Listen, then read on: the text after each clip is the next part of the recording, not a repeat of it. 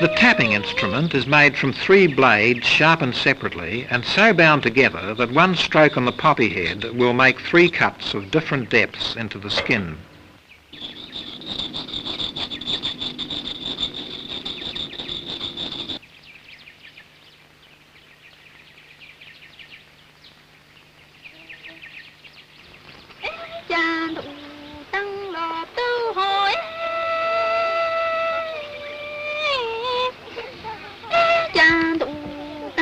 Poppy heads are tapped only if mature. They are skillfully cut so that the sap will exude outwards rather than become absorbed in the seed. It is left to congeal for several hours until the harvesters come to it on their second trip through the fields.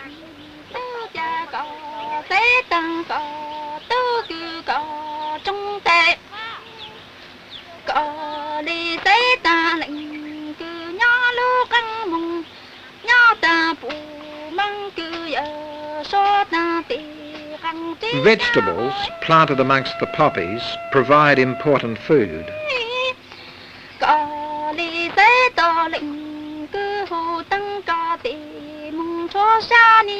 As he is working alone, Tong makes convenient containers for his opium out of poppy petals.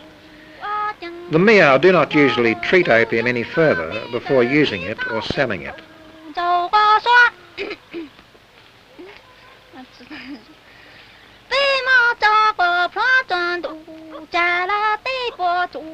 In the village, opium is smoked mainly by the older men and sometimes old women, because younger men are becoming aware of the risks of addiction.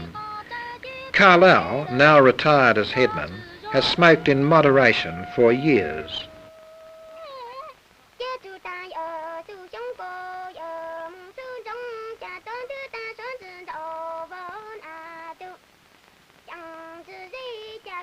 A small pellet of raw opium is moulded and roasted over a lamp burning pork oil.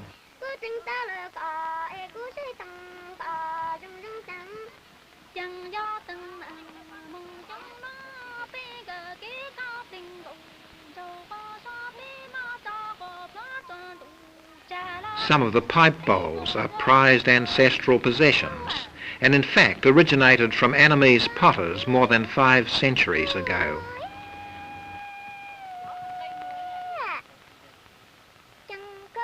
Miao usually smokes only 3 or 4 pipes a day, in the evening, after all his work is done. Most of the opium is sold and the money spent to buy rice and other goods, often from Yunnanese Chinese traders who have traditionally associated with the Miao.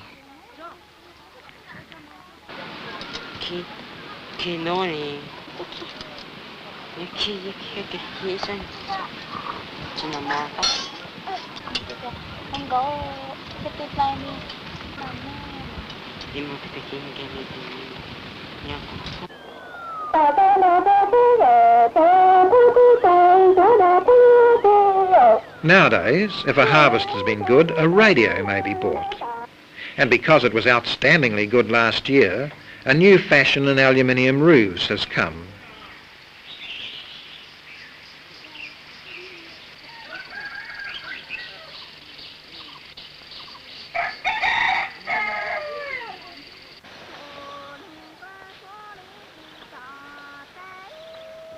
The size of fields belonging to different households varies.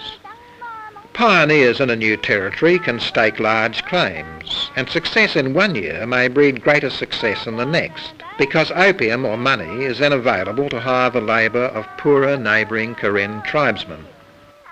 With 6 acres of fields, Lao Tong is one of the most successful. He was a pioneer and he has a large family, but his crops are getting poorer and he has no land in reserve. Many of his fellow clansmen, worse off than he, are planning to move, and he feels he must soon go with them.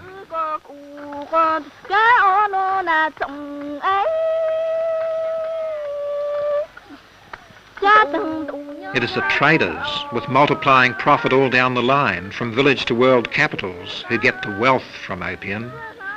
In a good year, the Miao get enough for their food and comfort, and to accumulate a small store of silver, much of which they must sell again in bad years, or to sustain them when they are migrating.